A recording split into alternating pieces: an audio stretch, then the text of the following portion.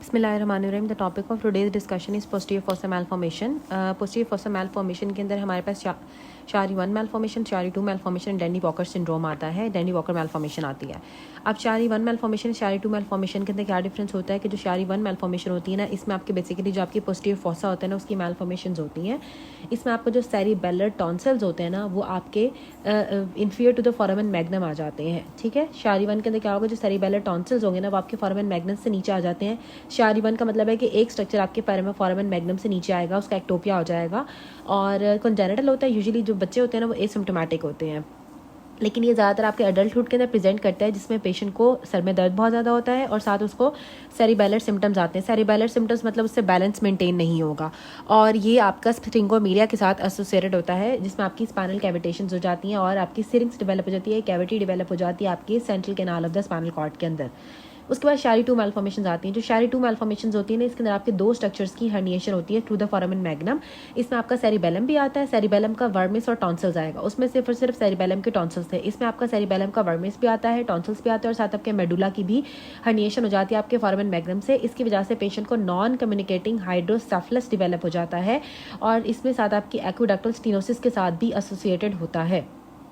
और पेशेंट को जो है ना लंबोसेक्रल माइलोमेनिंजोसील भी हो सकते हैं। माइलोमेनिंजोसील का हमने लास्ट वीडियो के अंदर पढ़ा था, पार्ट 2 जो है न्यूरोलॉजी की एम्ब्रियोलॉजी का, तो उसमें आप ये देख सकते हैं क्या होती है। लंबोसेक्रल माइलोमेनिंजोसील डेवलप हो जाती है, जिसकी वजह से पेशेंट प्रेजेंट करता है या तो उसको पैरालिसिस डेवलप हो जाती है या फिर सेंसरी लॉस डेवलप हो जाता है एट या फिर below the level of legion के। जो शारी 2 मैलफॉर्मेशंस होती हैं वो ज़्यादा स्पेयर होती हैं एज कम्पेयर टू शारी 1 मैलफॉर्मेशंस के, और ज़्यादातर ये अर्ली इन लाइफ प्रेजेंट करती हैं। अब जो शारी 2 थी वो अर्ली इन लाइफ प्रेजेंट करती है, जो शारी 1 थी वो अडल्टहुड के अंदर प्रेजेंट करती है। शारी 1 के अंदर सिर्फ एक स्ट्रक्चर होता है, जैसे कि सेरिबेलर टॉन्सिल्स होते हैं जो कि हर्निएट करते हैं। शारी 2 के अंदर आपका सेरिबेलम का वर्मिस, टॉन्सिल और मेडुला और सेरिबेलम दोनों हर्निएट करते हैं। इसमें आपको नॉन कम्युनिकेटिंग हाइड्रोसेफलस डेवलप हो जाता है, वो आपकी सिरिंगोमीलिया के साथ एसोसिएटेड होती है। इसमें आपको लंबोसेक्रल माइलोमेनिंजोसील डेवलप हो जाती है बच्चों के अंदर, जिसकी वजह से उनको एट या below the level of legion उनको सेंसरी लॉस या फिर पैरालिसिस डेवलप हो जाता है, और साथ इसमें एक्विडक्टल स्टीनोसिस भी डेवलप हो जाती है शारी 2 मैलफॉर्मेशंस में। अब आते हैं Dandy walker malformation. Dandy walker malformation के अंदर क्या बताया हुआ है, ये देखो यहाँ पे शो भी किया हुआ है कि शारी 1 मैलफॉर्मेशन के अंदर आपके सेरिबेलर टॉन्सिल्स हर्निएट कर रहे हैं फोरामेन मैग्नम से, और साथ ही आपकी सीरिंग्स डेवलप हुई है, सिरिंगोमीलिया के साथ एसोसिएटेड होता है। उसके बाद यहाँ पे शो किया हुआ है कि आपके डेनी वॉकर मैलफॉर्मेशन के अंदर आपकी सेरिबल वर्मिस की ना सेरिबेलर वर्मिस की एजेनेसिस डेवलप हो जाती है, जिसकी वजह से आपका जो फोर्थ वेंट्रिकल होता है ना, उसकी सिस्टिक एनलार्जमेंट हो जाती है, जो आपके पोस्टीरियर फोसा को फिल कर रहा होता है। और इसकी वजह से आपको नॉन कम्युनिकेटिंग हाइड्रोसेफलस या फिर स्पाइना बाइफिडा डेवलप हो जाता है। अब डेंडी वॉकर सिंड्रोम के साथ स्पाइना बाइफिडा एसोसिएटेड है। शारी 2 मैलफॉर्मेशन के अंदर आपको लंबोसेक्रल मेनिंजोमाइलोसील डेवलप हो जाती है, और शारी 1 के अंदर आपको सिरिंगोमीलिया डेवलप हो जाता है। इसमें क्या होगा कि आपके सेरिबेलर वर्मिस की एजेनेसिस डेवलप हो जाती है, जिसकी वजह से आपका जो फोर्थ वेंट्रिकल होता है ना, उसकी सिस्टिक एनलार्जमेंट होती है और नॉन कम्युनिकेटिंग हाइड्रोसेफलस डेवलप हो जाता है।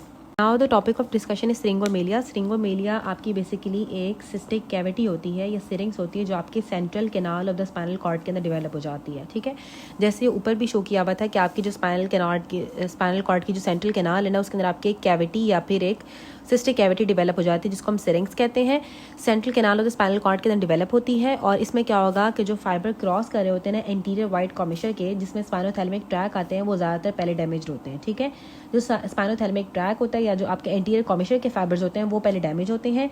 इसकी वजह से आपको केप लाइक और बायलैटरल, ठीक है, केप लाइक बायलैटरल आपको सिमेट्रिकल लॉस ऑफ पेन होता है, और टेम्परेचर इसमें आपका लॉस हो जाता है आपकी अपर एक्सट्रीमिटीज़ के अंदर, लेकिन आपका फाइन टच प्रिजर्व रहता है। ये आपका वही शारी 1 मैलफॉर्मेशन के साथ एसोसिएटेड होता है, जिसमें आपके लो लाइंग सेरिबेलर टॉन्सिल्स होते हैं। पेशेंट को स्कोलियोसिस भी डेवलप हो सकती है, या फिर बहुत सारी और कंजेनिटल मैलफॉर्मेशन के साथ भी एसोसिएटेड हो सकता है। जो आप एक्वायर्ड करते हो, एक्वायर्ड कॉजेज़ में आपकी जो ट्रॉमा या ट्यूमर आ सकते हैं, तो ट्रॉमा हो या ट्यूमर की वजह से भी उसको सिरिंगोमीलिया डेवलप हो सकता है। सबसे ज़्यादा आपका सर्वाइकल में होता है, फिर थोरेसिक में होता है, और फिर लंबर के अंदर होता है। अब यहाँ पे ये शो भी किया हुआ है कि आपका जो एंटीरियर वाइट कॉमिशर है ना, वो यहाँ पे शो किया हुआ है कि आपका जो एंटीरियर वाइट कॉमिशर है ना, वो कंप्रेस हो रहा है सिरिंग से। अब इसमें क्या होगा कि अब लॉस ऑफ पेन और टेम्परेचर हो जाता है आपके अपर एक्सट्रीमिटीज़ के अंदर, ठीक है, जो आपके C5 से T4 डर्माटोम सप्लाई हो रहे होते हैं। अब यहाँ पे शो किया हुआ है कि जो एफरेंट जो आपका स्पाइनोथैलेमिक लैटरल स्पाइनोथैलेमिक ट्रैक है पेन और टेम्परेचर वाले, ठीक है, हमने पढ़े ना कि स्पाइनोथैलेमिक ट्रैक आपका पेन और टेम्परेचर को लेके जाते हैं, एंटीरियर कॉमिशर के अंदर होता है। एंटीरियर वाइट कॉमिशर के अंदर आपके स्पाइनोथैलेमिक ट्रैक आते हैं, वो सब आपके इन्वॉल्व हो जाते हैं, और जो आपके एक्सपेंडिंग सिरिक्स होती है ना वो आपके मल्टीपल डर्माटोम्स को अफेक्ट करती है। Okay, now we will discuss the development of the tongue. Development of tongue के अंदर दो बातें हैं। सबसे पहले इसमें फर्स्ट फ्रिंजियल आर्च आती है और third and fourth pharyngeal arch आती है। जो फर्स्ट फ्रिंजियल आर्च होती है ना वो आपकी टंग का एंटीरियर टू थर्ड बनाती है, और जो आपकी एंटीरियर टू थर्ड में टंग होती है ना उसकी जो सेंसेशंस होती हैं वो ट्राइजेमिनल नर्व की थर्ड डिवीजन जो मैंडिबुलर ब्रांच होती है ना उससे जाती हैं, और जो टेस्ट होता है ना वो आपके क्रेनियल नर्व 7 से जाते हैं anterior two third of the tongue का। अब जो third and fourth pharyngeal arch होती हैं वो आपकी पोस्टीरियर 1/3 ऑफ द टंग को बनाती हैं, जिसकी सेंसेशन और टेस्ट जो होता है ना वो मेनली आप क्रेनियल नर्व 9 ग्रॉसर फ्रिंजियल नर्व के थ्रू जाता है, और जो एक्सट्रीम पोस्टीरियर की जो टेस्ट और सेंसेशन होती है ना वो आपकी क्रेनियल नर्व 10 के थ्रू जाती हैं। अब इसमें आ जाएगा कि एक मोटर इनोवेशन होती है टंग की जो कि आपकी क्रेनियल नर्व 12 के थ्रू होती है। हायोग्लॉसस मसल के टंग के मसल्स को आपको जो है वो क्रेनियल नर्व 12 भी सप्लाई करती है और क्रेनियल नर्व 10 भी सप्लाई करती है। अब जो क्रेनियल नर्व 12 होती है ना जिसमें आपकी वर्गस नर्व आती है वो आपके हायोग्लॉसस को सप्लाई करती है, सॉरी वर्गस नर्व नहीं, आपकी हाइपोग्लॉसल नर्व जो होती है। हाइपोग्लॉसल नर्व जो होती है वो आपके हायोग्लॉसस मसल को सप्लाई करती है जो कि आपकी टंग को रिट्रैक्ट करता है और डिप्रेस करता है। जीनियोग्लॉसस आपकी टंग को प्रोट्यूट करता है, इसे भी क्रेनियल नर्व 12 सप्लाई करती है जिसे हम हाइपोग्लॉसल नर्व कहते हैं।